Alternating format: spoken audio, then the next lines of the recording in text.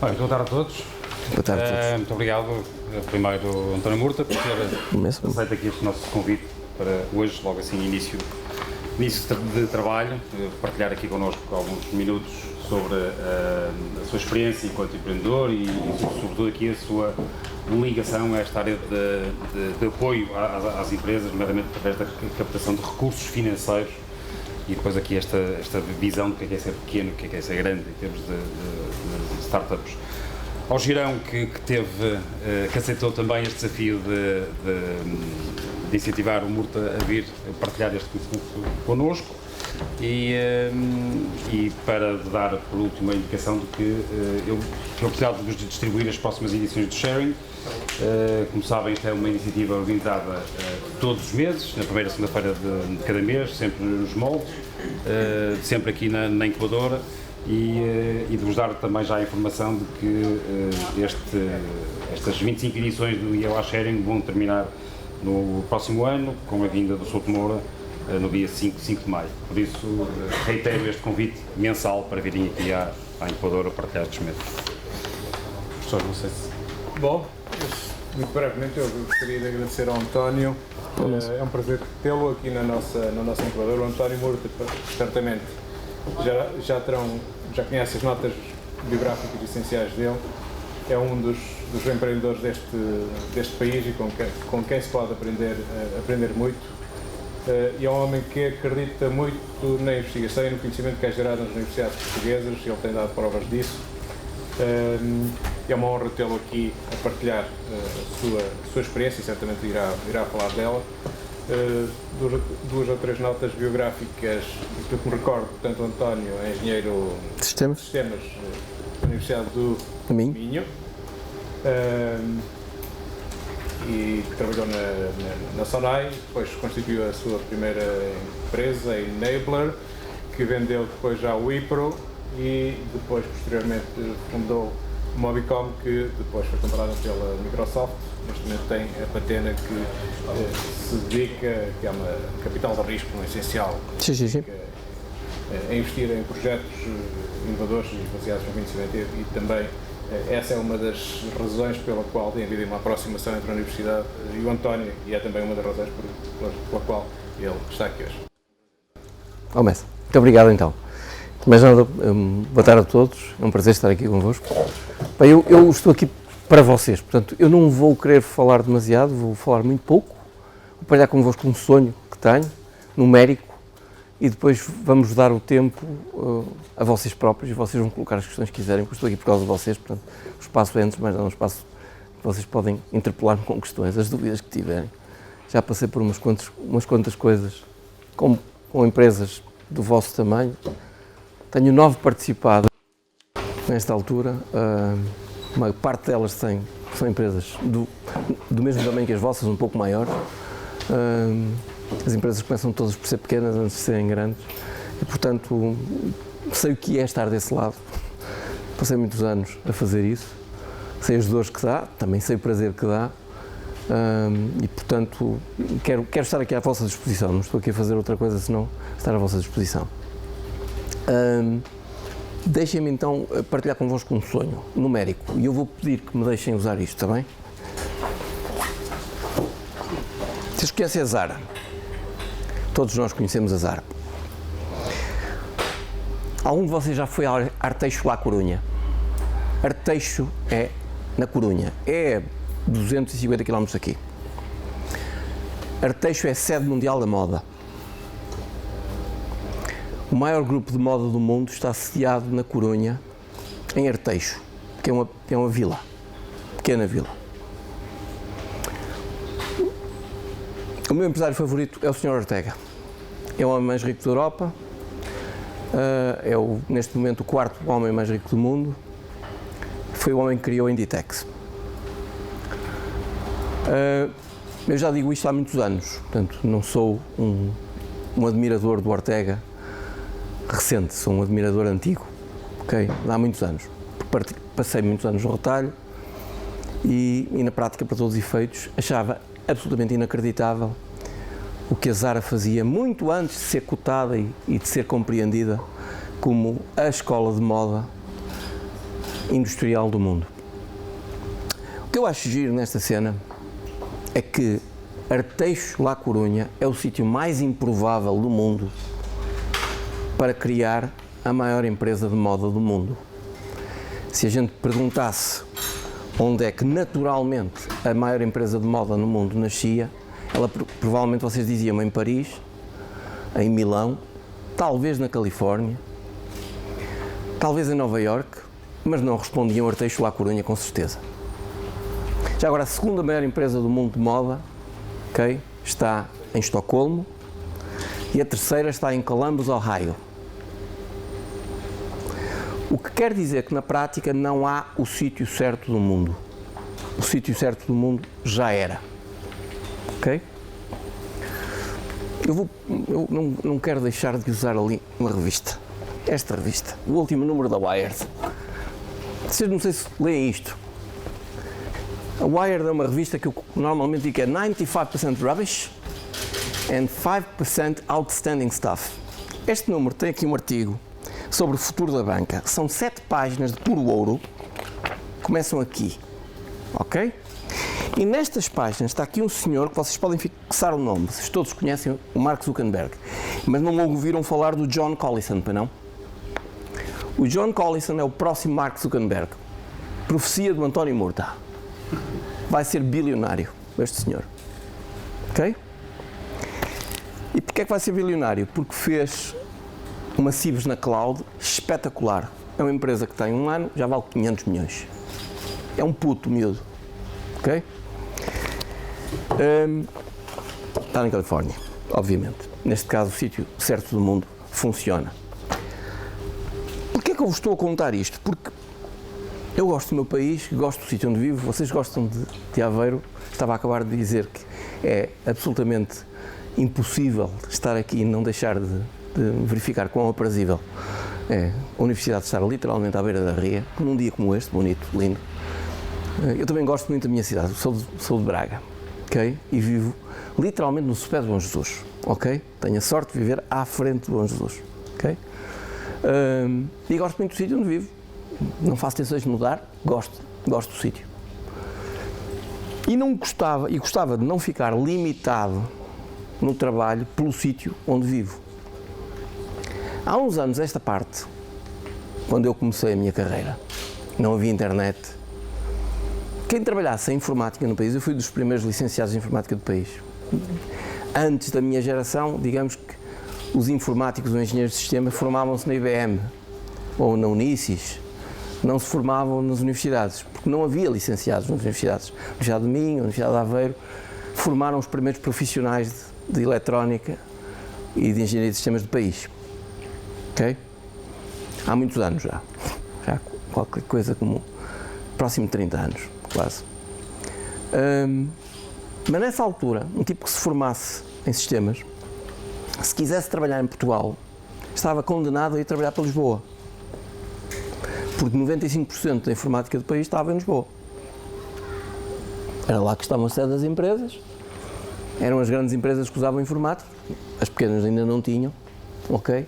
Portanto, um tipo estava condenado, por efeito gravítico, dizia eu, a baixar a Lisboa, certo? Eu não tenho nada contra Lisboa, até gosto de Lisboa, é muito bonita Lisboa, mas não gosto de cidades grandes para viver, prefiro cidades pequenas, como Aveiro, como Braga, e basicamente, para todos os efeitos, gostava de ter o direito de optar por viver no sítio certo. Há 30 anos esta parte, repito, antes da internet, essa opção de vida era uma opção que a gente podia tomar, mas ficava desde logo limitado ou condicionado na esfera profissional.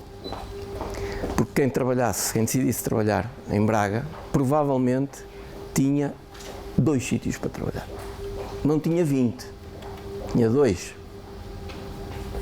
a determinado nível. Não havia mais nada. Uma das coisas bonitas da internet, que a internet nos deu, é que de facto deu-nos um fartote de competitividade. Nunca o mundo foi tão competitivo, mas deu-nos uma possibilidade de eliminarmos esta expressão, o sítio errado, que é absolutamente extraordinária. Falei-vos do Ortega, porque o Ortega provou, num negócio bastante esotérico, que é o negócio da moda, ok? que é possível criar uma empresa absolutamente descomunal de tamanho, ok? Adorada pelos investidores, no sítio errado, Arteixo, La Coruña. Se vocês não tiverem oportunidade, se forem à Coruña, façam um desvio para ir a Arteixo. Provavelmente não vos deixam entrar nas instalações da Zara, mas há visitas guiadas. Durante muitos anos aquilo foi quase um forte. Eu a primeira vez que visitei as instalações da Inditex, tive a sorte. O Ortega é um tipo muito particular. O Ortega, apesar de ser dono da Inditex, detesta ser presidente. Então ele não é o presidente. O Ortega, há um livro muito interessante chamado De Zero a Zara. Acho que já está traduzido em português, mas durante muitos anos só esteve em espanhol. Eu li em espanhol, em castelhano. E esse livro é muito interessante porque descreve isto que eu estou a dizer. O Ortega não gosta de ser presidente, detesta as contas. Ele gosta de moda, ok? E então, ele nessa altura tinha como presidente da empresa um senhor chamado Castellano, que era engenheiro de sistemas, que ele recrutou à IBM, ok? E que era exatamente o complemento dele. Ele gostava de prendas, aquilo que os espanhóis chamam de prendas, no fundo são as ofertas, não é? Ele gostava de vitrines, gostava de moda, não gostava de contas, não gostava de logística, não gostava de sistemas. Então, contratou um tipo que era presidente dele, que era o Sr. Castellano, ok? E ele trabalhava para o presidente, só que era dono. Eu não conheço muitas pessoas que tivessem esta atitude. Já agora, era excepcional naquilo que fazia. Quando eu estive na Inditex, a primeira vez, ainda estive nas instalações antigas, passei o dia todo com o presidente da empresa, com o Sr. Castellano. Almocei com ele. E passei 5 minutos com o Ortega, cumprimentei-o. Ele estava a trabalhar na sala de corte, com putos de 22 anos, ok? E miúdas de 22 anos. Tinha uma secretária deste tamanho, ao lado da mesa de corte. Era lá que ele gostava de estar. Eu gosto do Ortega porque o Ortega é inspirador, desde logo por atitudes simples como esta. Já agora despachou-me. Os meus 5 minutos com ele foram mesmo cumprimentá-lo e despachou-me. Porque ele estava-se a matar com a visita, ele queria era trabalhar. Certo? Este homem representa uma parte do PIB da Galiza significativa, já agora uma parte do PIB do norte de Portugal. Muitas empresas portuguesas dependem das encomendas da Zara e é um herói para mim, okay? Para todos os efeitos. É um herói no sentido em que já não temos muitos heróis. Uma das coisas más dos tempos modernos é que já perdemos esta noção de herói. E o Ortega é um herói, ok? É uma pessoa para todos os efeitos simples e que provou para mim que esta cena do The Wrong Place já era. É possível criar, é possível bater o The Wrong Place, ok? Qual é o sonho que eu gostava de partilhar convosco? Eu gosto de citar estes números. Nós não temos muitas coisas que tenham corrido bem nos últimos anos, mas uma das poucas coisas que correu bem nos últimos anos são os números que vos vou mostrar agora. E já agora, eu não tenho nenhuma comissão de propaganda do governo. Portanto, os números que aqui estão, eu gosto deles porque gosto que o meu país seja equilibrado. Em 2010, no final de 2010, o nosso déficit externo, a balança comercial entre importações e exportações era de 20%. 20, 23, 17, 20. Este era o nosso balanço entre importações e exportações. Quando o governo anterior foi despedido, basicamente esta era a situação do país. No ano seguinte, por travagem abrupta das importações, ok? Por não termos opções, literalmente, aconteceu isto, ok? Num ano, e esta é a versatilidade dos portugueses, é aquilo que eu mais gosto dos portugueses, descobrimos várias coisas. Descobrimos que o Estado não comprava porque não tinha dinheiro para comprar, já agora isto é metade da economia portuguesa, o Estado é metade da economia portuguesa, e basicamente muitos empresários portugueses foram forçados, por opção deles, desculpem-me usar a expressão, a procurar aviões, porque nunca tinham percebido que realmente havia mundo para lá de Portugal. Uma das coisas espetaculares de Portugal é que a gente gosta tanto disto, que fica cá dentro. Ok? Certo? Vocês recordam-se do Bush? Eu digo sempre a brincar, vocês lembram-se do Bush? O Bush, quando foi eleito, não tinha passaporte.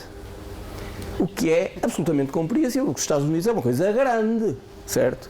De costa a costa é assim, Portugal à Rússia. É uma cena grande, certo? Agora imaginem um Tuga sem passaporte. Ok?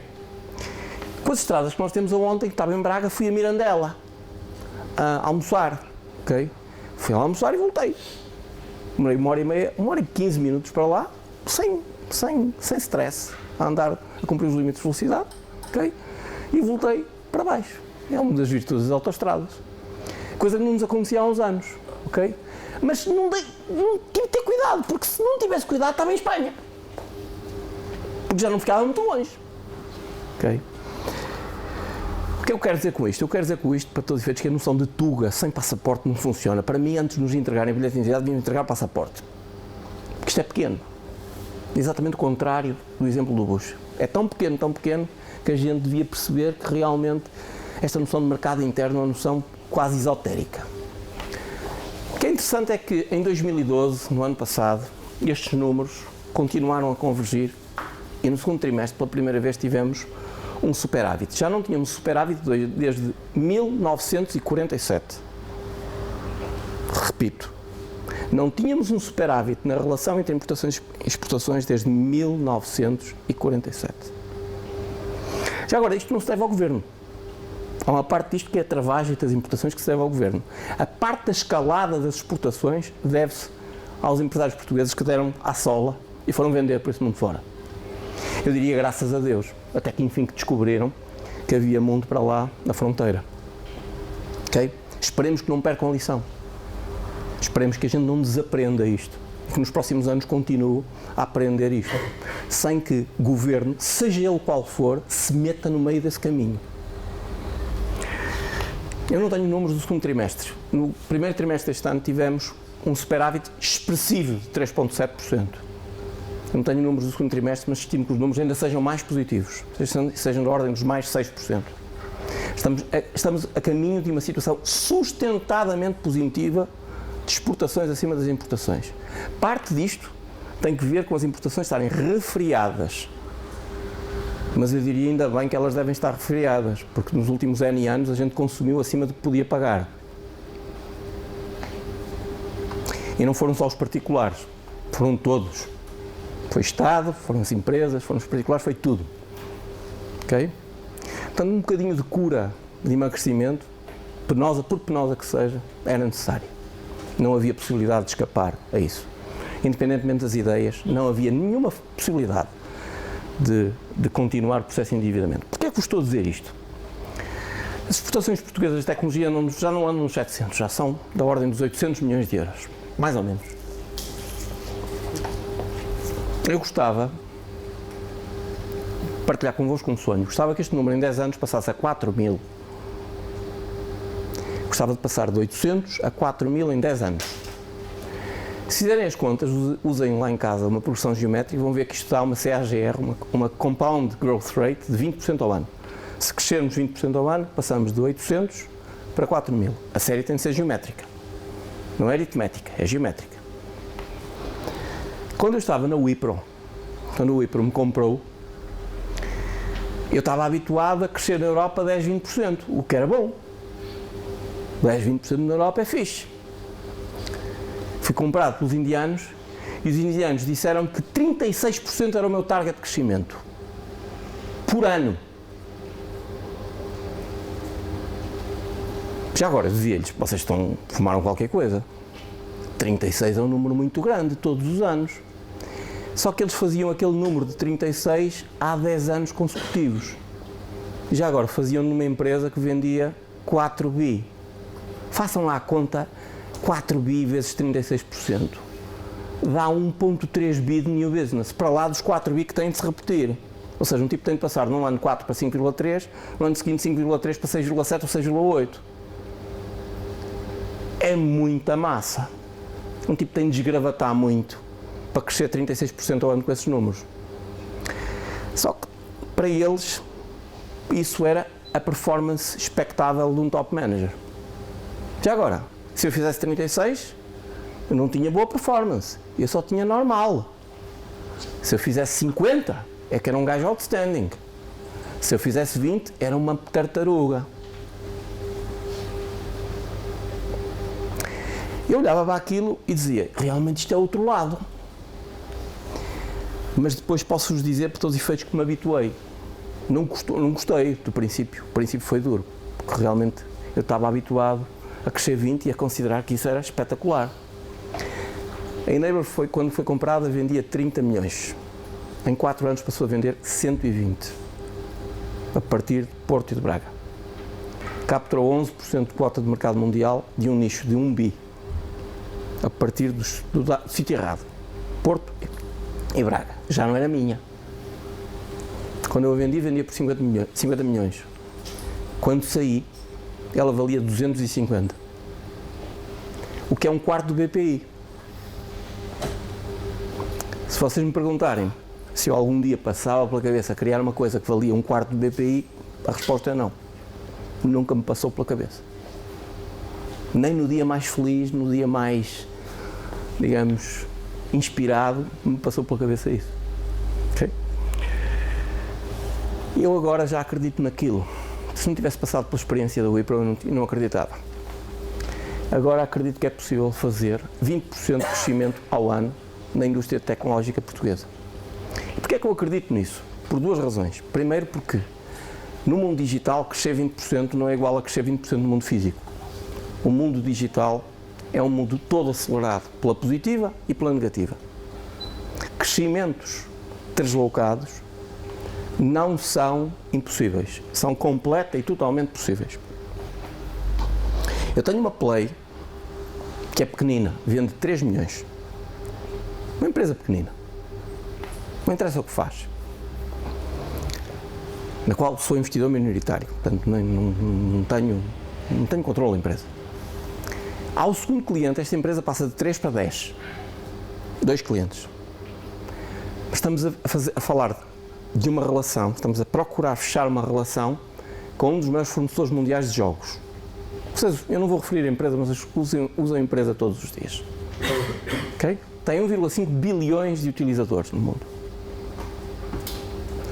Se eu fechar 1% de penetração de 1,6 bilhões de utilizadores, quanto é que isso dá? 16 milhões. Com 1% de penetração.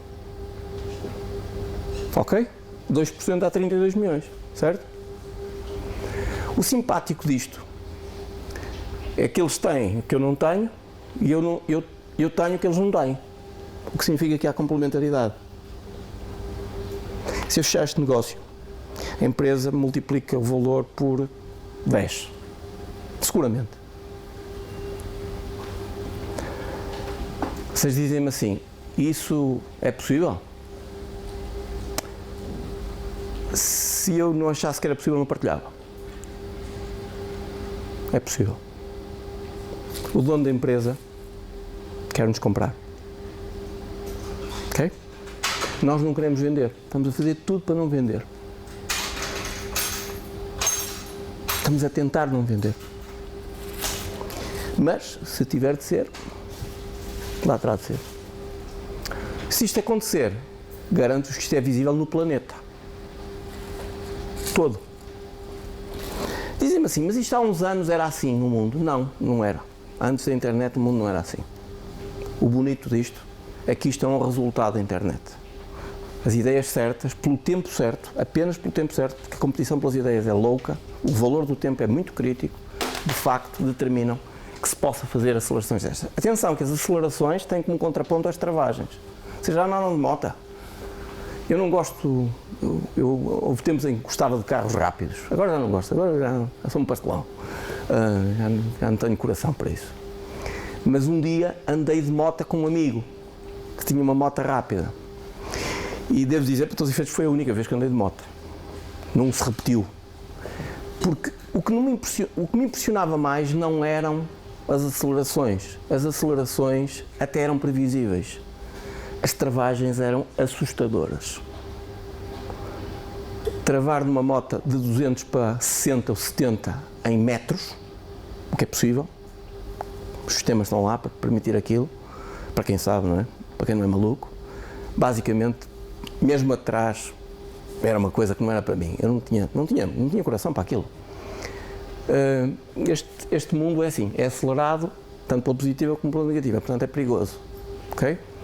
No entanto, uma das coisas bonitas que acontece é que se vocês forem visíveis no mundo por uma razão, podem ser por 3 ou 4 ou 5 razões, porque passaram a ser visíveis. Todos nós conhecemos a Estónia e ligamos a Estónia ao Skype. Há antes do Skype e há depois do Skype para a Estónia. A Estónia é mais pequenina que Portugal. Portugal ainda não fez o Skype de Portugal. Ainda está por fazer. Ok? E temos qualidade engenheiral para o fazer. Estes são exemplos de excelência das empresas portuguesas de TI. Estão ali alguns aqui de Aveiro. Alguns que a Universidade de Aveiro ajudou a criar. Ok? Eu pus ali uns euritos, ok? Para distinguir as empresas que têm centenas de milhões de vendas, das empresas que têm dezenas de milhões de vendas e as empresas que têm apenas um dígito para representar as vendas. Só há 3 empresas em Portugal que vendem a 3 dígitos. A PT Inovação, a Nova Base e a Timui. A Timui tem uma margem miserável, é um negócio de volume, mas com uma margem miserável. A Nova Base é um negócio de serviços. Eu sei o que é um negócio de serviços. O negócio de serviços é porreiro, no limite emprega centenas de pessoas, se não milhares. Quando eu estava na Wipro, eu tinha 5.000 engenheiros à minha responsabilidade, a maior parte deles indianos, ok? Escuso-vos dizer que não sabia os nomes deles. Conhecia alguns, mas não sabia os nomes deles. Mas é um negócio para todos os efeitos que escala mal. É um negócio para todos os efeitos que depende de pessoas para escalar. Muito duro de escalar. E a PT Inovação, que para mim é o melhor dos 3 negócios que está aqui, de longe, ok? Para mim podia ser a FASEC de Portugal, uma FASEC ultramoderna, a FASEC que pode chegar a 1 bi nos próximos anos. A PT Inovação também, no meu ponto de vista, pode chegar a 1 bi, se lhe derem asas, ok? Na hora certa. Mas é de uma maneira muito diferente daquela que hoje marca a sua gestão. E não tem que ver, isto não é uma crítica velada. Hoje a PT Inovação cumpre um papel que na prática está inserido num grupo em que a sua missão principal é servir bem esse grupo. E falo bem. Não estou a falar dessa ótica, estou a falar numa ótica mais independente, mais direcionada a servir um mercado mais lato. Eu disse no princípio desta apresentação que acredito em small big firms. O que é que são small big firms? Parece uma contradição em termos. Quero qualificar a palavra small, quero qualificar a palavra big. Small significa para mim aqui, o primeiro small significa small investment. Eu não sei investir em coisas que precisam de muito dinheiro. Não sei fazê-lo. Não nasci assim. Sou poupadinho, quiçá sou mítico, ok? Fui educado assim e não me dou mal com isso. Por isso é que eu gosto de Alibaba, por isso é que eu gosto do Ortega. É porque eles também são míticos. São simples, não complicam muito, ok? Por isso é que eu gosto do Buffett. O Buffett é o melhor investidor do mundo. É simples, não complica. É um gajo realmente simples. Big aqui significa altamente escalável. Crescimento potencial enorme.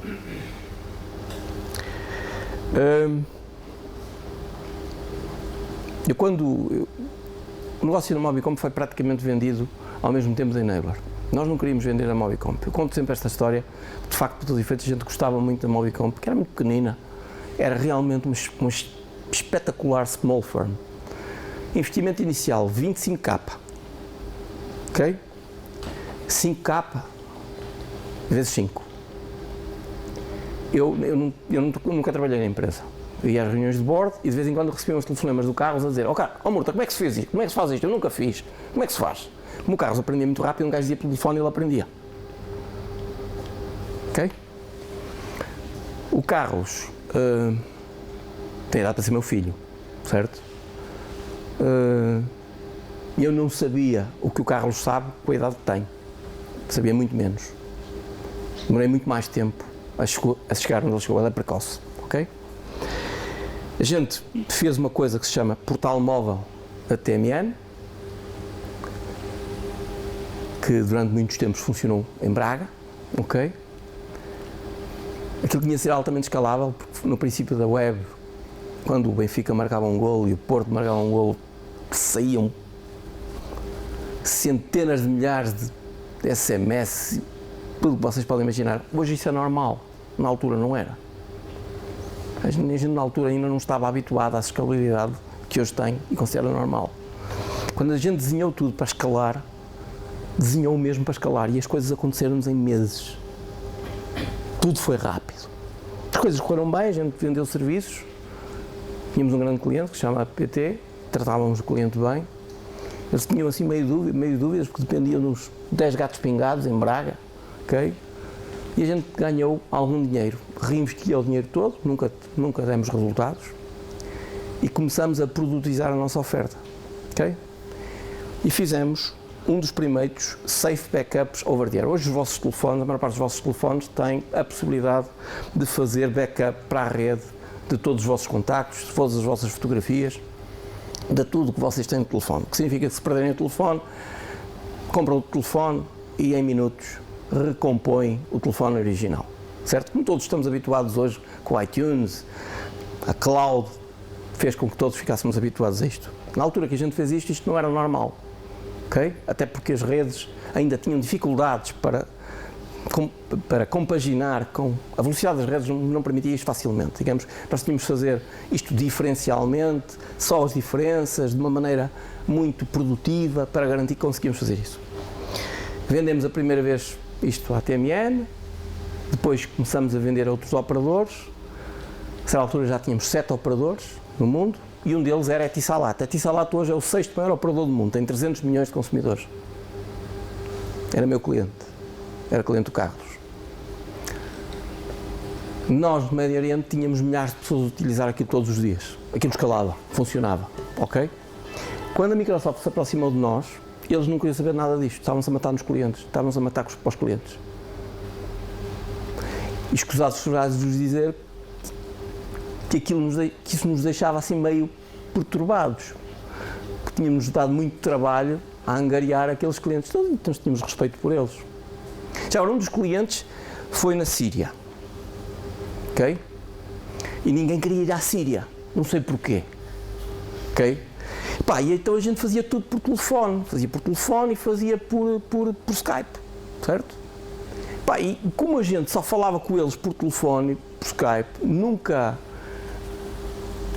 houve contacto presencial e aquilo correu bem. Os tipos falavam inglês macarrónico, mas percebiam o que a gente dizia, a gente também percebia o que eles diziam. Chegamos à hora de fechar o contrato, e o contrato é um contrato de 400k euros, não é um contrato pequenino, e, pá, e a gente só acreditou quando viu que o dinheiro estava no banco. Porque nós nunca lá fomos. O software foi para lá, foi para a Síria, foi instalado pelos engenheiros sírios e a gente nunca lá foi. Ok? A Microsoft não fazia negócio com a Síria. Portanto, uma das coisas que nos fizeram é que aquilo ia deixar de funcionar na Síria. Foi uma das condições do negócio. Estava na lista dos países proibidos. Não tínhamos nada com isso, não é? Perturbava-nos, depois daquilo tudo, a gente ter de desligar aquilo. Mas depois, os tipos da Microsoft disseram uma coisa simpática. Não foi só o preço que foi simpático. O preço foi simpático, está tudo certo, mas o que foi simpático mesmo foi eles dizerem: ouçam, vocês estão com muitas esquisitices, não sei se perceberam, mas a gente gosta de vocês. Quer o vosso produto como base do Live.com. O Safe Backup Over the Air do Live.com feito em Braga. O backup do Live.com Over the Air foi feito em Braga. Ok? Nós não temos nenhum defeito. Não há nenhum gene defeituoso dos portugueses. Os tugas têm alguns defeitos, algumas virtudes, mas engenheiralmente não somos assim maus. E os tipos disseram-nos basicamente que, ouçam, a gente gosta de vocês, mas também gosta daqueles israelitas. Não gostamos tanto deles. Mas se vocês não quiserem, a gente compra aqueles e daqui a 4 meses competem contra nós a preço zero. Não sei porquê, mas achamos o argumento muito convincente. Ok?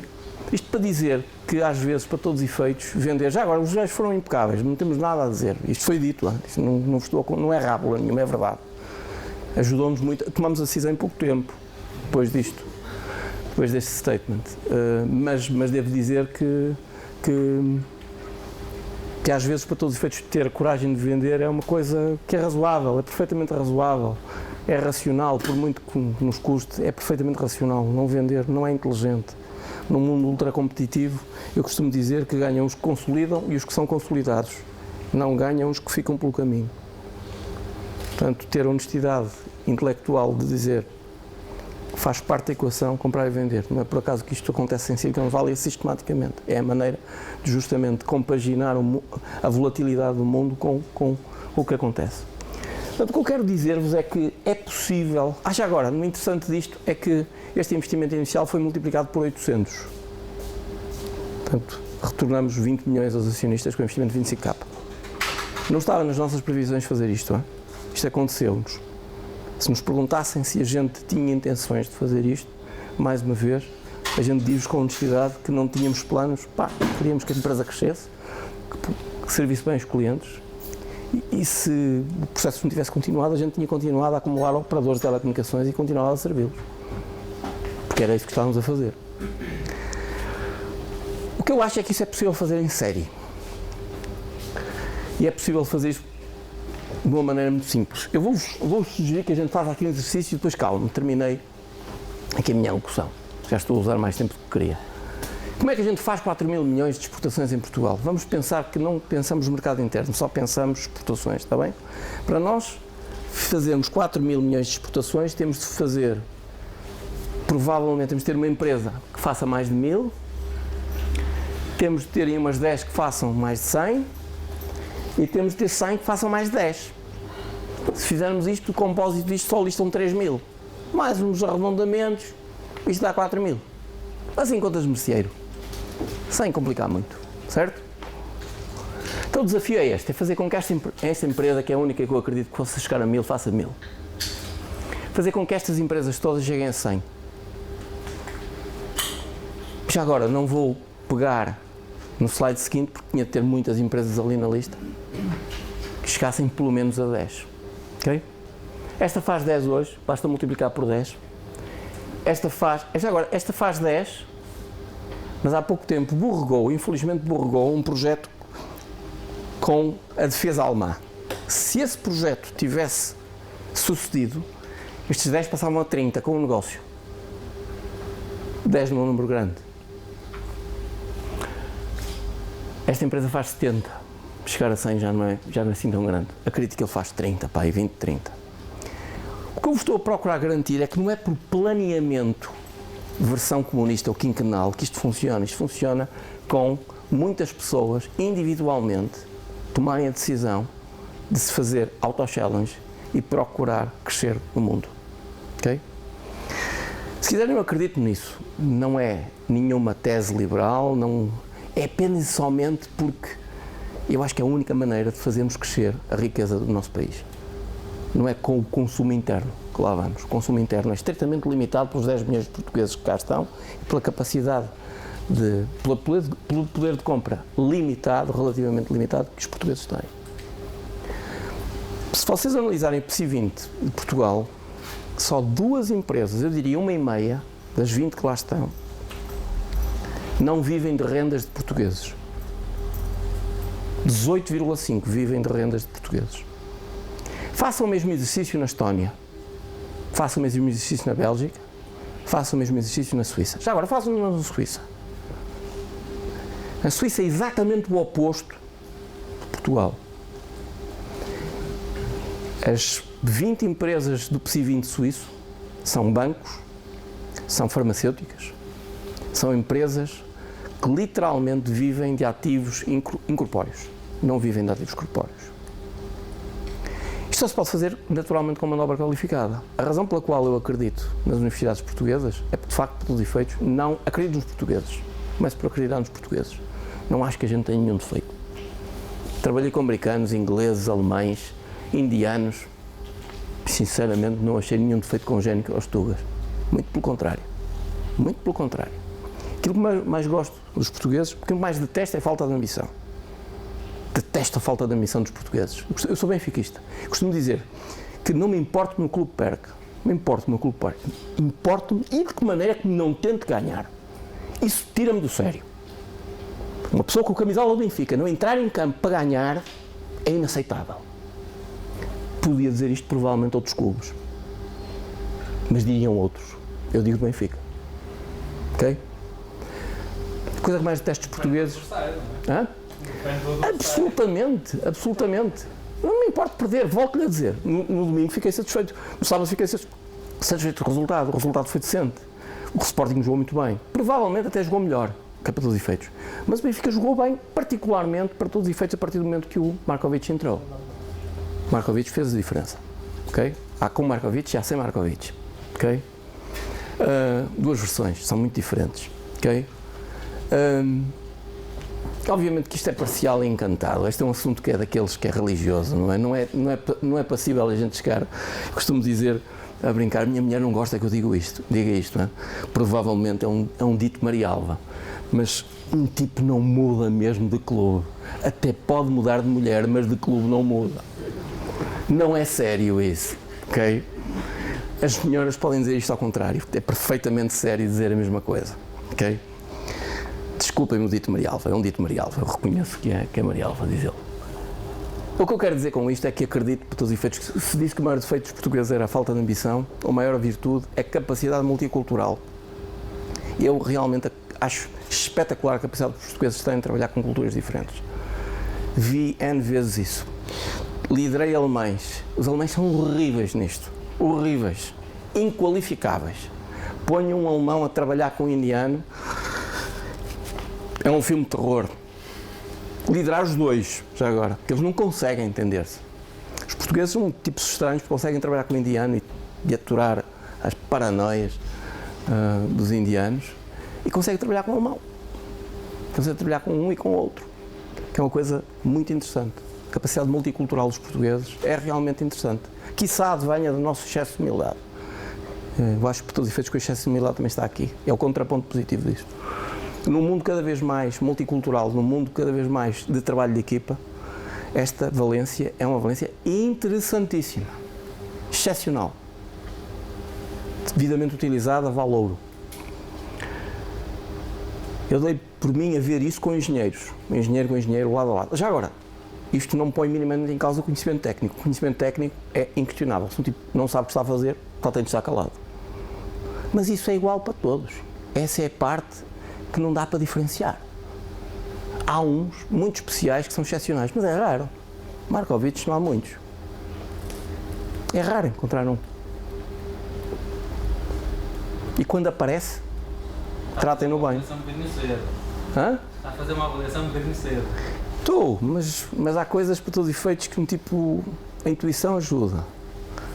A idade tem muitos defeitos, mas a intuição ajuda. Não, eu estou a dizer isto, como podia dizer do Luxo. Eu detesto o Luxo porque é do Porto, mas adoro vê-lo jogar. É de facto um luxo. É bom, o senhor trata a bola bem. A agenda digital portuguesa é uma agenda de pobres, no bom sentido da expressão pobre. Porque pela primeira vez foi orientada para vender, não foi orientada para comprar, porque nós não temos dinheiro para comprar. Mas um dos desígnios que tem é justamente aumentar as exportações, porque nós acreditamos que isto é necessário. Agora deixem-me terminar e vou parar por aqui.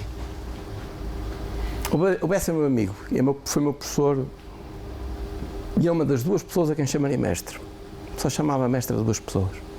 Ele é uma delas. O Bessa disse há uns dias uma frase particularmente dura para o atual governo, mas verdadeira, do meu ponto de vista. Já agora, dura para o governo e dura para os portugueses. A única reforma estrutural que nós fizemos nos últimos 3 anos, de facto, foi esta. É que descobrimos que as exportações não são uma opção, são uma obrigação. Graças a Deus. Esperemos que esta reforma estrutural não seja perdida. Esperemos que este sentimento seja um sentimento que perdure para esta geração e para a seguinte. Porque enquanto não tivermos 50% de exportações de peso no PIB, o país vai continuar a ser pobre. Não poderemos sustentar nem as estradas que temos, nem o padrão de consumo que temos. Acredito no que estou a dizer. Acredito no que estou a dizer. Já agora, isto é válido para todos os setores de atividade, mas há alguns setores que podem, acredito eu, contribuir muito mais para isto que outros. Um dos setores que mais pode contribuir para isto é o setor de propriedade intelectual. Eu costumo dizer, o meu pai era muito pobre, a minha mãe não, mas o meu pai era mesmo muito pobre, o meu pai era pastor. O que é que isso significa? Significa que o pai dele, para ele estudar, teve de decidir que os 6 irmãos não estudavam. Isto não aconteceu de certeza só ao meu pai. Tenho a certeza que nesta sala há várias pessoas que poderiam dizer a mesma coisa dos pais deles. Tenho a certeza. Portugal é um país muito pobre e, portanto, isto não era uma coisa incomum, era absolutamente comum. Eu não passei por nada disto, nem eu nem a minha irmã. Os meus filhos não imaginam que isto seja. Não lhes passa pela cabeça. Quando eu estive na Índia, o que eu vi dos meus colegas foi aquilo que o meu pai passou. Lado a lado. O meu chefe na Índia era um senhor chamado Banu Murthy Balyapuran. Hoje é CEO da Wipro, é número 3 da Wipro. A Wipro já agora tem 150 mil engenheiros, hoje. Vende 7 bi e faz 1 bi de resultados. Ok? É um exército. Agora imaginem o que é que são. É Braga, é a Aveiro inteira, engenheiros, todos. Ok? Não chega. Braga são 150 mil. A Braga lata. Ok? Mas não interessa, são muitos engenheiros, é uma cabazada de engenheiros. O Banu, a gente chamava o Banu Murthy Banu. O Banu entrou no IIT. O IIT é a melhor escola de Computer Science do mundo. É a escola de Computer Science da Índia. A melhor escola. Há 7 IITs. É mais fácil entrar no MIT do que entrar no IIT. Por cada gajo que entra no IIT, 2.000 ficam à porta. São 2.000 para 1 de rácio. Eu não sei o que isso é. Já agora eu ficava à porta. Eu ficava à porta, não entrava. Não tinha padrão para entrar. O Banu entrou. Quando um tipo vê isto num país pobre e que está a fazer pela vida para escapar da pobreza de uma maneira construtiva, procurando conquistar quota no mercado mundial, um tipo não pode ter senão respeito. Eu gostei muito do período que passei na Índia e não me arrependo nada do que vi, pelo contrário, recolhi muitas lições e trouxe um sentimento claro de que a Europa está gorda, anafada e não sabe o valor do que tem, não dá valor ao que tem, não tem a mínima noção do que é competir. Digamos que há um sentimento de que a história justifica o futuro e a história não paga o futuro. A história pode ajudar, mas não paga o futuro. Isto é válido para Portugal, mas é válido também para a França, é válido também para a Alemanha. Enquanto a gente perder quotas no mercado mundial, a Europa, vamos continuar a empobrecer e a ter cada vez menos importância no mundo. Eu não quero ser assim, porque não acho que a gente tenha feito mal nenhum, mas precisamos perceber o mundo ultracompetitivo em que estamos. Eu acho que esta frase do Bessa é perfeitamente lapidar, está 200% certo. E gostava de só acrescentar, e isto é para terminar, que para mim a grande oportunidade de Portugal são os portugueses. Em particular os altamente qualificados. Eu não consigo pensar nos outros porque não percebo como é que se fazem negócios com pessoas não qualificadas, não sei. Não é a minha contribuição. Só sei trabalhar com altamente qualificados. Mas devo-vos dizer que considero que o facto de termos a geração mais bem formada, mais bem treinada, mais bem educada tecnologicamente de sempre, sem dúvida que nos responsabiliza a todos. A minha responsabilidade não pode ser senão muito maior que a do meu pai. O meu pai não entrou na Faculdade de Economia, ou melhor, ele entrou na Faculdade de Engenharia do Porto, mas não conseguiu prosseguir os estudos porque não conseguia pagar as contas. Esteve no seminário 2 horas, rezou 3 vezes em 2 horas, achou que aquilo não era para ele e depois entrou na Academia Militar. Foi a forma de ele estudar. Tenho a certeza absoluta que muitos portugueses passaram pelo mesmo. Nós não passamos por isto, os nossos filhos ainda menos. Era bom que sentíssemos a responsabilidade de fazer muito melhor do que os nossos pais, porque é suposto. Só isso dá razão, só isso dá sentido aos investimentos que várias gerações fizeram para aqui chegarmos. Precisamente por sentir isto, é que eu acredito que é possível fazer 4 mil milhões. Só é possível fazer 4 mil milhões se nesta sala houver 3 ou 4 empresas que façam 100. Queres fazer? Yeah. E acho que deves. Luta por isso. Não há razão nenhuma, pá. Não há razão nenhuma para não fazer. Não há razão nenhuma para não fazer. Porque, tipo, para todos os efeitos, não tem defeito. Não acho, sinceramente, estou a dizer isto. Não estou a dizer isto da boca para fora. Acredito no que estou a dizer. Dito isto, eu fico à vossa inteira disposição para as questões que me quiserem colocar. Digam lá de vossa justiça. Eu tenho mais meia hora, agora o espaço é de perguntas para vocês. Eu estou aqui para vos responder.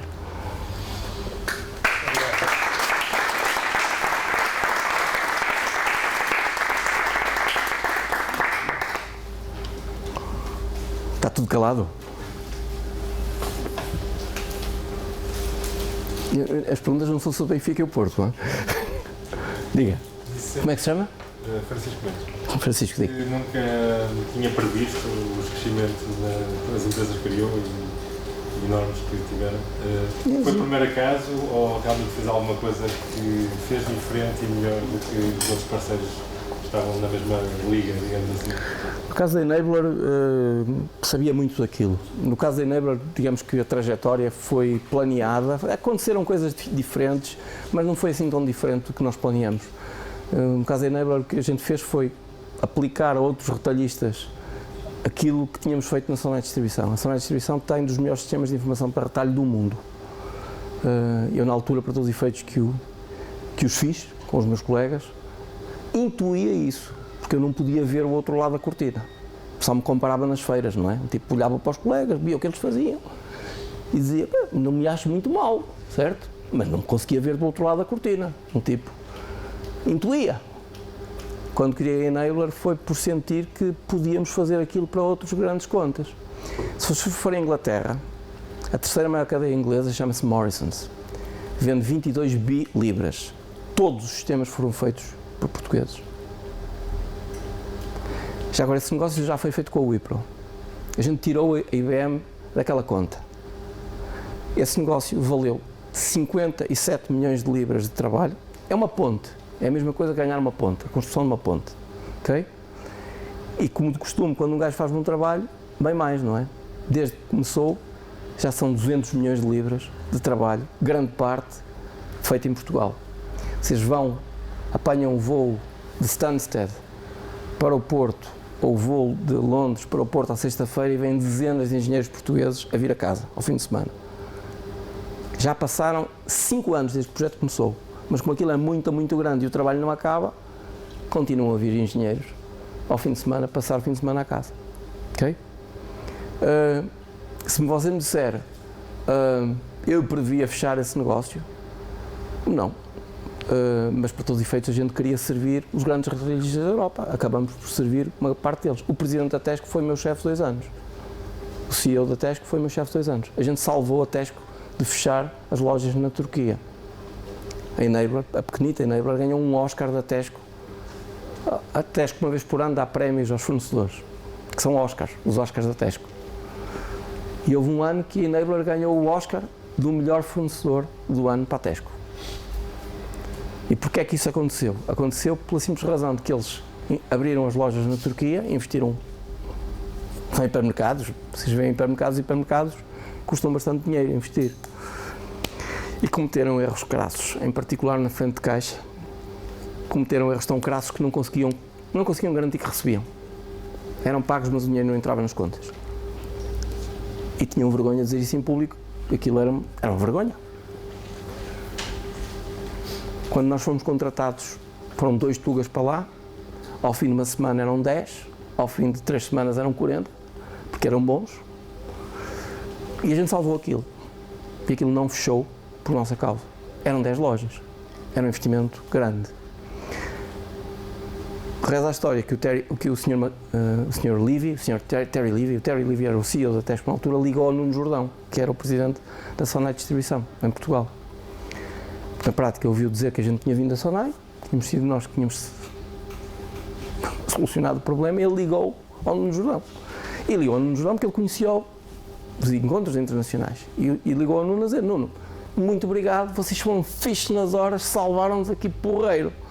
O Nuno não sabia patavina do que se passava, porque obviamente para todos os efeitos sabia lá bem que nós andávamos na Turquia, pá, ok? E então o Nuno Jordão, que era presidente da Sonai Distribuição, ligou-me a dizer: fixe, eu não recebo todos os dias telefonemas do presidente da Tesco, hoje recebi um telefonema por causa de vocês. E basicamente disse: vocês são mesmo fixe. E eu na altura, lixado, respondi-lhe: mas você precisa que o raio do inglês lhe diga que nós somos mesmo bons, pá. Já não sabe isso há 10 anos.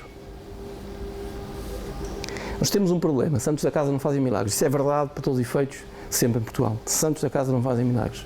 Os melhores sistemas de informação que eu encontrei de retalho no mundo estão no Porto, são na Sonai. Comparados com os da Walmart. Trabalhei para a Walmart. A Walmart investe por ano em sistemas 1,6 bilhões de dólares, todos os anos. Ok? Mas nós somos pequeninos, achamos sempre que somos fracos. Já agora, quando eu estava na Sonai Distribuição, recordo-me de uma coisa. Eu fui amigo, porque o senhor já faleceu, infelizmente, de um senhor chamado Jacques Schumacher. O Jacques Schumacher, se tiverem interesse nisto, comprem um livro chamado Made in America. Estou a falar de um herói da América chamado Sam Walton. O Sam Walton criou o Walmart. Walmart significa Walmart. O Mart do Walton. O Mart é o armazém do Walton. O Sam Walton era um gênio. À altura da sua morte, era o homem mais rico dos Estados Unidos e era um tipo que andava com uma baiuca de um carro, ok? Estava-se a matar para o carro, um rec de parte ao 4. Ele gostava, era do que fazia. E o Sam, que literalmente mudou a face da América, ok? Não gostava de sistemas. É mesmo uma história semelhante ao Ortega. Não gostava de sistemas, ele gostava de pessoas e de produto. Dizem que tinha um faro notável, era capaz de olhar para um produto e saber se o produto ia vender ou não vender. Tinha um faro impressionante. Mas em sistemas e em processos, rubbish. Então, ele, reza a história, contratou um quadro chamado Jacques Schumacher, que eu tive a sorte de conhecer na Sonai, a sorte imensa, fiquei amigo dele, que foi o primeiro gajo que comprou um satélite para uma empresa no mundo. E comprou o satélite da Walmart sem autorização de Sam Walton. Gastou na altura 2,5 milhões de dólares, que eram assim, 250 milhões, sem autorização do chefe. E, ao fim, obviamente o Sam Walton soube. Então reza a história que ao fim do mês aquilo provou-se que realmente beneficiava não sei quantas coisas. Numa altura que não havia redes, o gajo usava o satélite para distribuir dados, para fazer o que a gente hoje faz com uma rede, ele fazia aquilo com o satélite. Numa zona, imaginem que é à escala de um país como os Estados Unidos, não havia redes, não havia cabos, eles faziam aquilo muitos anos antes da gente ter cabos. E então, reza a história que o Sam Walton disse ao Jacques: fiz, bem jogado, bem decidido, mas não me faças isto 2 vezes porque à segunda és despedido. Este senhor, eu tive a sorte de o ouvir na Sonai. Ele veio à Sonai falar 6 horas e mudou mais a empresa. Já agora um discurso custou 150 mil euros. Preço do Clinton. E então, durante muitos anos, quando na nossa equipa entrava alguém, em vez de ouvir Beethoven, ouvia Schumacher. Ok? 6 horas de tapes, era obrigatório, fazia parte da doutrina. E este senhor, por todos os efeitos,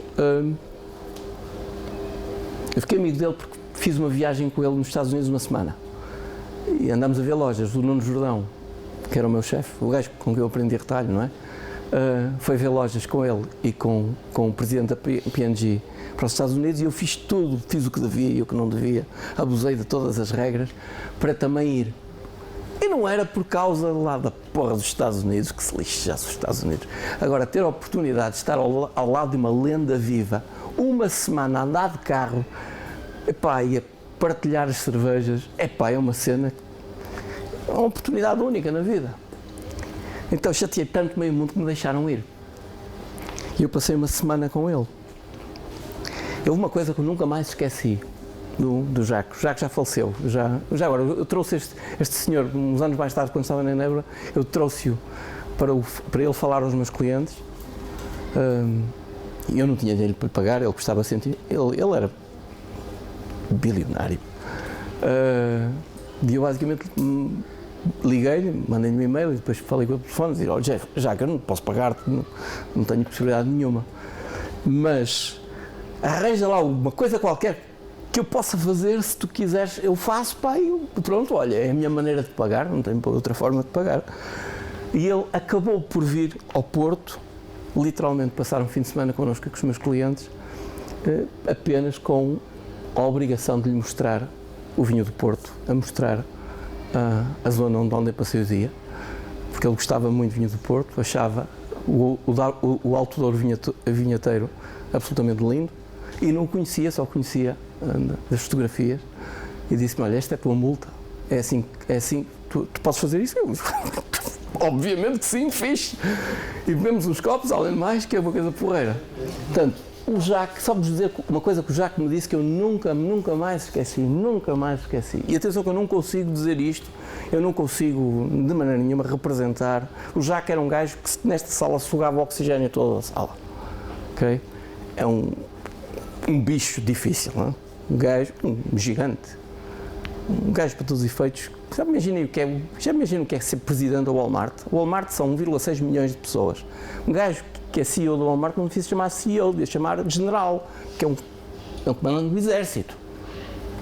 Okay? Uma convenção da Walmart é um estádio cheio. Mesmo que sejam 3 pessoas por loja, 3 vezes 5 mil dá 15 mil gajos. É um estádio, é um concerto de rock. É uma convenção da Walmart. Estamos a falar de um gajo que era o presidente de uma empresa destas, ok? Já agora inaturável, não é? Absolutamente inaturável. Digamos que não era um gajo, não convinha arranjar uma chatice com este gajo. É o tipo de gajo tipo gajo de filme, estão a ver? Um gajo vê nos filmes. Então este gajo disse-me uma coisa que aprendeu com o Walton que eu achei absolutamente incrível. E ele citava o Kennedy e dizia que, de facto, a gente menospreza as capacidades dos homens ordinários no sentido americano do termo. Os homens simples. Dizia ele que os homens ordinary people, are really capable of doing extraordinary things in the right setting. You just need to test them at the right time, in the right setting. They really do extraordinary things. E eu, basicamente, só acreditei porque ele me disse: a Walmart foi feita. O Walmart tem centenas de milionários. Eu conheci alguns, ok? Eu trabalhei 2 dias no Walmart a meu pedido, deixaram-me trabalhar, para eu trabalhar do lado de lá, para usar os sistemas, para ver as coisas como um utilizador. E então eu vi com os meus olhinhos que pessoas normais tinham feito coisas absolutamente extraordinárias, porque tinham decidido fazer coisas extraordinárias, tinham decidido que aquela parede ia abaixo, nem que fosse à cabeçada. E isso realmente faz uma diferença do Arcos da Velha. Agora, a fatura às vezes é dura, uma fatura pessoal dura, uma fatura social dura, mas não me digam que é impossível. Daqui a uns dias eu vou ter, no evento da Patena, a gente faz uma vez por ano uma espécie de evento que é uma tertúlia, uma cena de partilha, não uma cena formal, uma cena que a gente troca experiências e procura aprender uns com os outros. Vou ter o Carlos Sá. Vocês conhecem o Carlos Sá? Vocês conhecem o português Carlos Sá ou não? Carlos Sá é o maior ultramaratonista português. Desistiu este fim de semana na ultramaratona dos Alpes, mas ganhou há um mês sensivelmente a ultramaratona do deserto americano. Eu já almocei com o Carlos Sá. Estamos a falar de uma pessoa absolutamente normal. Vocês não diziam que está ali um homem capaz de correr 180 km. Parece normal. Esta cena de que o Schumacher dizia de que pessoas ditas normais são capazes de fazer coisas extraordinárias é rigorosamente verdadeira. Eu corri com Carlos Lopes várias vezes. Eu não tenho, felizmente, vou correr agora, daqui um bocadinho, vou para Braga, vou correr 10 km, na boa, na calminha, na sossegada. Mas não tenho corpo de atleta, mas cheguei a correr com Carlos Lopes no estádio universitário. E garanto-vos para todos os efeitos que é um sentimento muito peculiar, um tipo correr ao lado do tipo, que naquela noite, portanto, que, vocês são novos, já, alguns aqui lembram-se disso. Eu estava a pé na noite em que Carlos Lopes ganhou a medalha olímpica e tinha acabado de ler As Vinhas da Ira, de Steinbeck, portanto estava num estado levitante, ok? Portanto estava num estado assim paranormal. E lembro-me, para culminar esse estado, à meia da noite, o Carlos Lopes fez-nos o favor de ganhar a maratona olímpica. Eu corri ao lado do Carlos Lopes no estádio nacional universitário e realmente, por cada passada que eu dava, ele dava 2. Só que o fazia com uma tal facilidade que até parecia fácil. Tipo, era irritante correr ao lado dele porque eu tinha de gastar o dobro de energia que ele não gastava porque fazia aquilo com uma simplicidade e com uma facilidade que parecia fácil. Eu acho que o Schumacher tem razão, eu acho que o Schumacher, de facto, mostrou-me há uns anos que é possível fazer coisas absolutamente extraordinárias partindo de homens ditos normais. Basta que os homens ditos normais decidam fazer coisas extraordinárias. Portanto, a minha sugestão para vocês, de português para português, é que vocês façam coisas extraordinárias com as vossas pequenas empresas, porque o país precisa de vocês, precisa de nós. E não acho, sinceramente, que nenhum governo, seja ele qual for, nos vá tirar daqui. Desta vez, espero que todos vocês tenham percebido que quem nos tira daqui, se é que queremos sair daqui, somos nós. Ninguém nos vai tirar daqui. Portanto, eu prefiro da ideia do Bessa, que a única reforma estrutural são as exportações, e prefiro da ideia de Pires de Lima, no atual Ministro da Economia, que diz que não sei o que é que se está a passar no Governo, mas nas empresas o que se está a passar é interessante. Só assim é que vamos criar emprego e só assim é que vamos resolver os problemas duros que temos. Eu acredito que as universidades vão ser uma parte importante disso. Já são, mas ainda precisam transformar conhecimento em empresas. E precisamos todos fazer o que vocês estão aqui a fazer. Não sei se vamos acertar à primeira ou se vamos acertar à terceira. Isso não sei. Mas a empresa que eu falei há pouco, a empresa de jogos que falei há pouco, acertou à 54ª. É preciso ser muito tenaz, é preciso ser muito casmurro para acertar à 54ª. A empresa chama-se Rovio e é dona dos Angry Birds. Ok? É a segunda maior empresa de jogos do mundo, depois da Electronic Arts. A Electronic Arts é a maior empresa de jogos do mundo. Meus caros, a única coisa que vos posso dizer é que eu não vos estou a dizer isto para vos inebriar, para vos dar, para vos levantar, apenas e somente estou a dizer isto porque acredito nisto. E acredito que os nossos cérebros, os nossos mielos são bons, pá. Não temos nada a dever, não temos nada a dever. Nada a dever. Meu filho é aluno de Cambridge de Física. Era aluno da escola pública. Para entrar em Física em Cambridge são 20 para 1. Não são 2.000 para 1, mas são 20 para 1. Isso só é possível porque a escola já é boa. Provavelmente eu no meu tempo não conseguia porque não tínhamos escola para isso. Foi preciso gerações para chegarmos aqui, pá. Pedro, estás a doutorar em quê? Terminaste o doutoramento em quê? Doutoramento em Psicologia, mas eu trabalho em Cronobiologia. Há uns anos a gente não tinha pessoas educadas. Os nossos professores foram dos primeiros professores a irem para o estrangeiro para se doutorar. A gente teve de investir, depois da Revolução, para aumentar enormemente a Universidade Portuguesa, porque a Universidade Portuguesa era um território, literalmente, de umas quantas pessoas, um território de eleitos. Hoje, a Universidade não é um território de eleitos. A gente até é tão fácil entrar que até não lhe damos valor, coisa que eu acho que é um defeito grave. A gente, pelos efeitos, devia dar mais valor a isso. Precisamos, provavelmente, de a transformar em mais sustentável por via de dinheiro privado, não público, complementando o dinheiro público, e precisamos de converter conhecimento em empresas. E precisamos de garantir que isso se faz com pessoas que tenham educação. 3/4 dos nossos empresários, isto não é muito elegante dizer, mas é verdade, 3/4 dos nossos empresários não têm o 12º ano. Os trabalhadores portugueses são melhores que os empresários portugueses.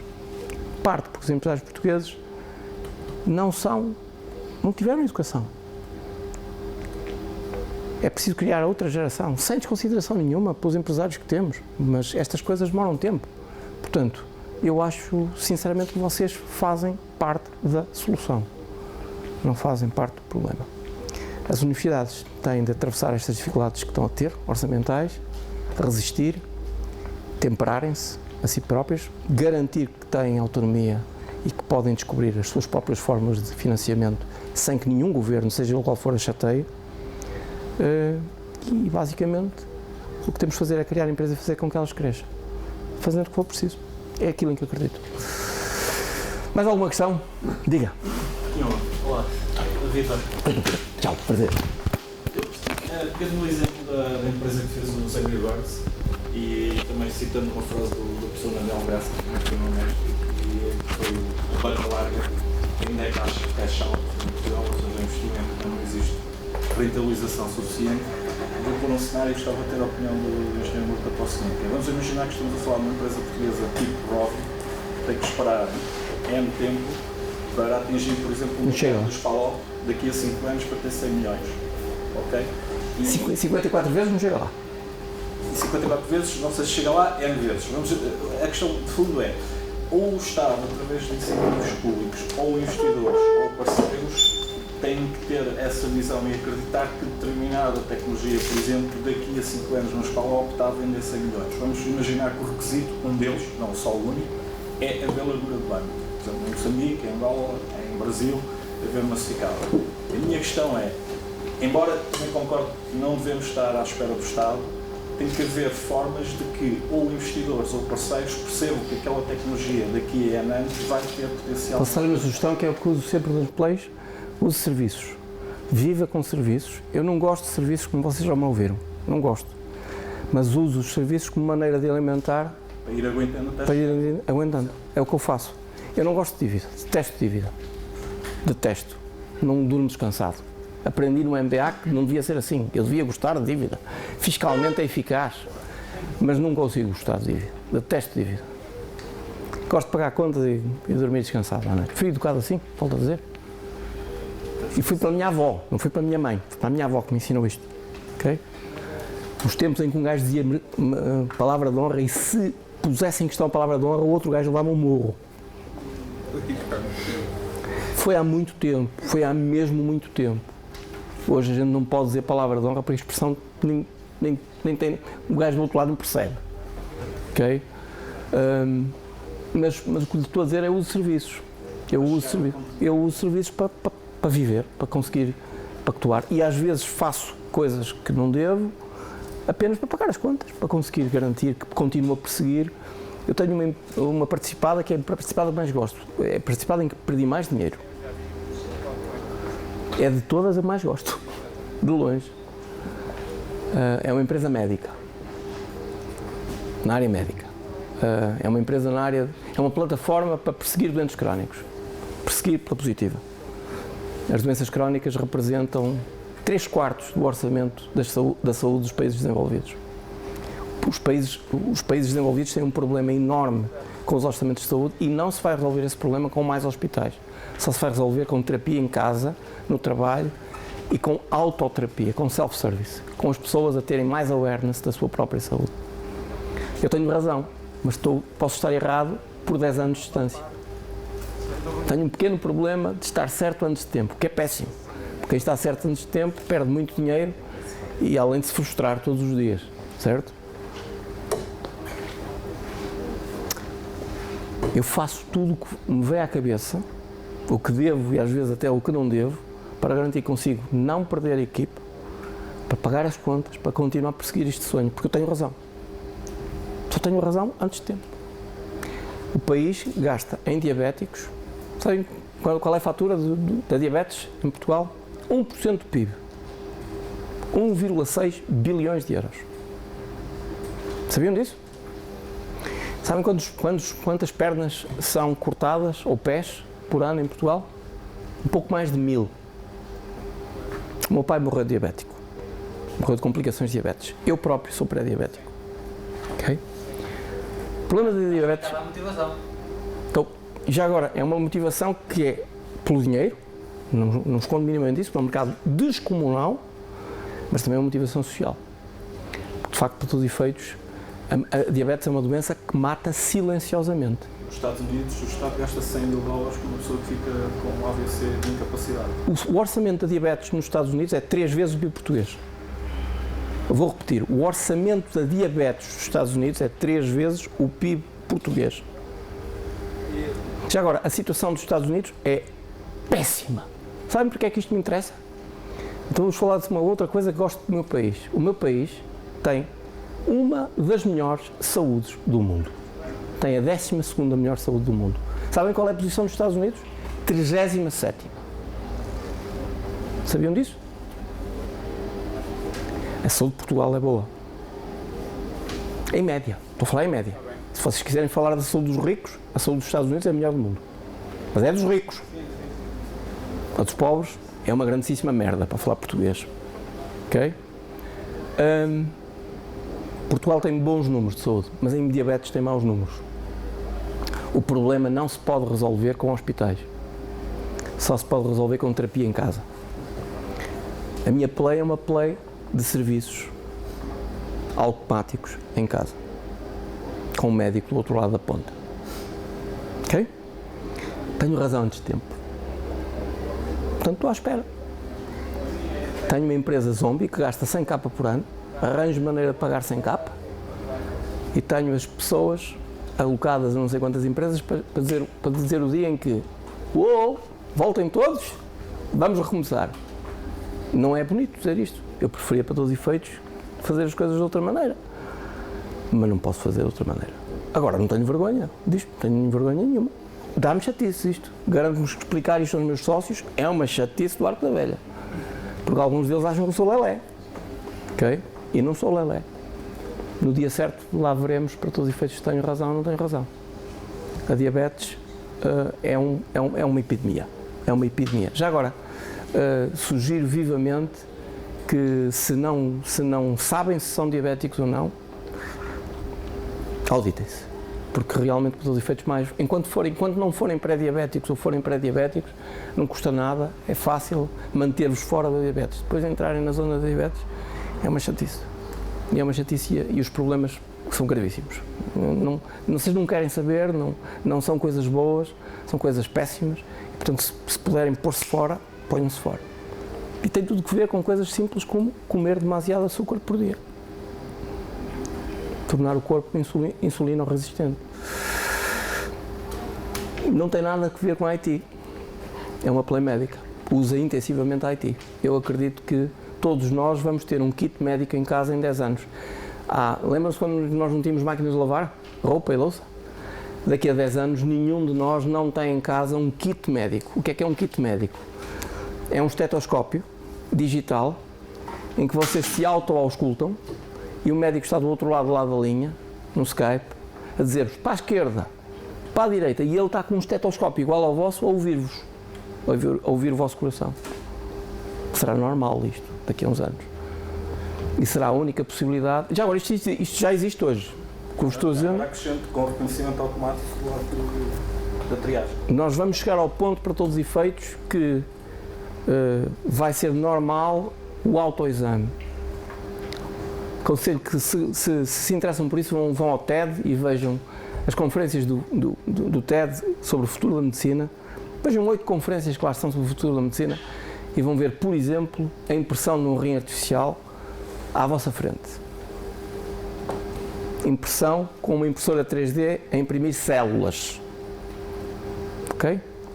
Isto não é ainda regulado, ainda não há aprovação regulatória, mas já há muitas pessoas no mundo salvas por impressoras 3D de células.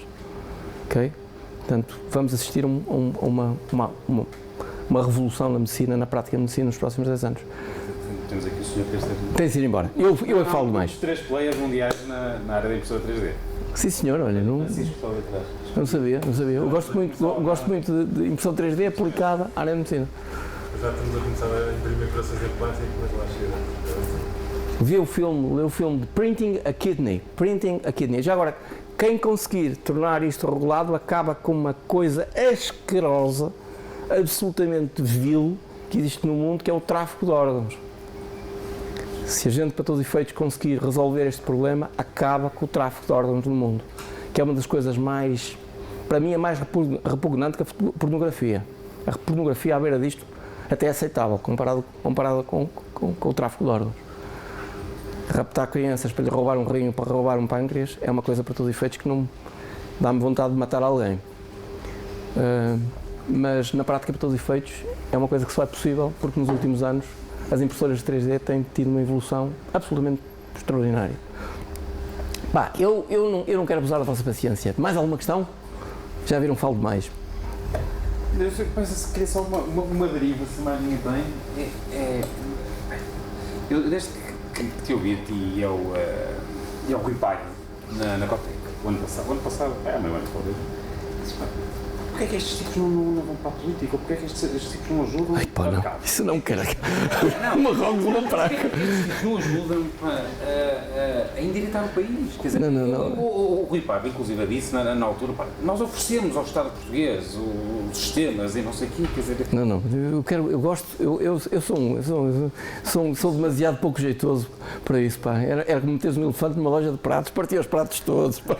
Não, isso nem pensar. Gosto muito de empresas, gosto muito de sentir aqui, pá. E já agora pequeninas, mesmo em grandes empresas, causam demasiados problemas. Não. Já agora só gosto mais disto. Pois, está bem, mas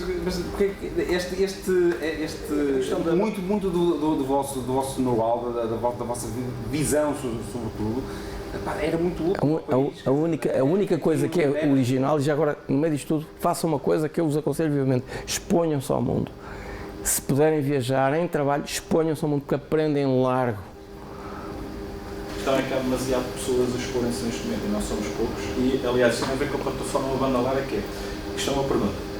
Esta ideia, não sei se foi o Dr. Daniel Bessa que fez, mas tem a ver novamente com o cash-out da Banda Larga. Ou seja, nós temos Banda Larga e não estamos a tirar partido dela. E a ideia era, uma das componentes fortes da exportação seria que os portugueses já têm família e muitas vezes não querem sair porque deixam a família cá, trabalharem cá como se estivessem lá fora. Obviamente podiam lá fora e vir 3 meses ou etc. E acho que aí sim podia haver uma força, uma dinâmica de todos os players nacionais da Europa e outras para haver essa vontade de fazer uma plataforma de desenvolvimento. Já existem nas empresas, mas incentivar outros também a fazê-lo. E para desenvolver cá dentro, exportar lá fora. Mas tu podes fazer isso sem precisar de coisas complicadas. Olha, esta tarde eu trabalho numa empresa, comprei uma participação numa empresa chamada E2S, que é a maior empresa de software de seguros do país. Ok? E a empresa este ano vai crescer 25%, ok? Muito à custa da África. Porque eu tenho de fazer uma revolução, aquilo está um bocado velhote e precisa de um acelerador tecnológico para aquilo ficar moderno em pouco tempo. Estou a crescer 25%, mas não posso crescer muito, percebem? Eu digo assim, eu aguento aí os cavalos, não cresças isto muito, que senão parte tudo, ok? Mas o interessante é que hoje recebemos uma proposta de compra. Hoje. E a gente não quer vender, ok? É uma empresa que vende 1.000 milhões, ok? Eu não fiz nada por isso, ela veio ter comigo, ok? Agora, pensem o seguinte, a gente vende 12,5, é a quinta maior da Europa, é relativamente fácil chegar ao número 2, número 1, tenho dificuldades de pensar, mas número 2 acho que é fácil. Porque é que para todos os efeitos, a gente daqui, vocês viram ali o nome de I2S, na lista das que potencialmente pode chegar a 100. Porquê que raio é que a gente não ambiciona chegar a 100? Ok? A partir daqui. Eu investi na I2S não foi por causa da tecnologia, acho que a tecnologia para todos os efeitos, pronto, é o que é. O conhecimento de seguros dos gajos não é muito bom. Quem tem conhecimento de seguros aqui pode colocá-lo a funcionar na Alemanha, na Áustria, Portugal, no raio que parte ao 4. Implica, mais uma vez, pegar os aviões e tomar aviões como quem toma autocarros. Fazer a mesma coisa que eu fiz na Enabler. Exatamente igual. Com uma diferença, é que aqui eu tenho produto. Eu na Enabler não tinha. O produto era da Oracle. Eu conhecia tanto o produto, para todos os efeitos, ou mais do que eles. Mas o IP era deles. Na I2S o IP é meu. Não sou limitado. Portanto, eu acredito. Reparem, esta empresa vende hoje 10, este ano vai fazer 12,5, ok? Estamos a dar 10 para 100. Acredito nisto, acredito que é possível. Já agora, basta repetir entrar uma das coisas boas das grandes cadeias é que se tu entras numa grande cadeia e corre bem, sabem o que acontece? É como nos slippers, dá tilt, ok? Eu na Tesco trabalhei em 14 países, da Coreia até a Inglaterra, porque os gajos, para todos os efeitos, aquilo não termina o trabalho não termina, é tão grande que não termina, vocês fazem bem o trabalho num sítio e os gajos dizem depois para o outro, ok? Estão a ver o filme? Portanto, agora, é preciso um tipo perceber que quando entras num campeonato desses, por exemplo, vais competir contra os maiores do mundo. E tens mesmo de ser bom. Não podes ser mediano. Por exemplo, eu neste momento não consigo ganhar em França ou na Alemanha, mas daqui a 3 anos estou-me a preparar para isso. É como com os atletas, é igual. Alguns de vocês praticam atleta? Eu não sou um bom atleta, mas qualquer um de nós pode facilmente melhorar os seus tempos 30%. Mas facilmente.